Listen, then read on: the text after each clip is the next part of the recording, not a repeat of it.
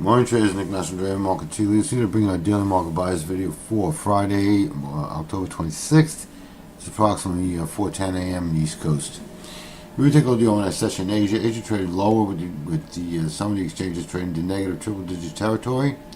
Currently, right now in Europe, and as current and ongoing as Europe is open trading. Europe is following the exact same situation whereby everything or all of Europe is trading to the downside as well. Now, if we were to take a look at market correlation as it stands. US dollar is trading lower. Crude is trading lower. There is no correlation between US dollar and crude as it is broadcast. The bonds, however, are trading higher.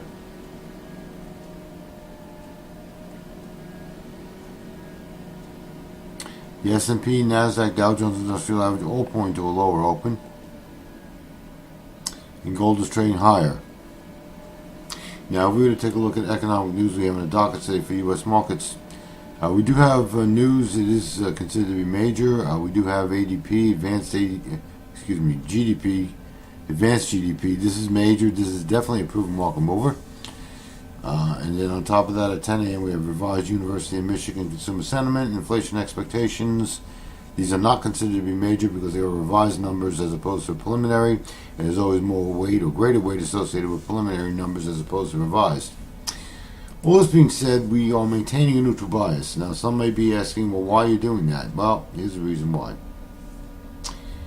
Half of the instruments that we use to track market direction is pointing higher, the other half is pointing lower.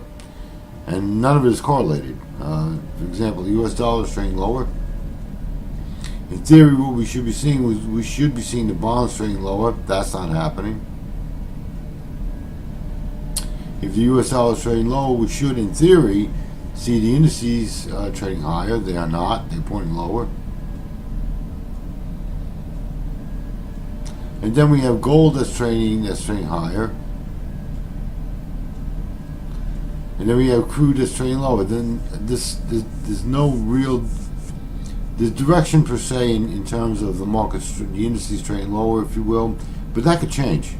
We could have very good GDP numbers, and that could change market direction in a nanosecond. So basically, what we're seeing is, as it stands right now, a neutral bias, which means the markets could go in any direction today.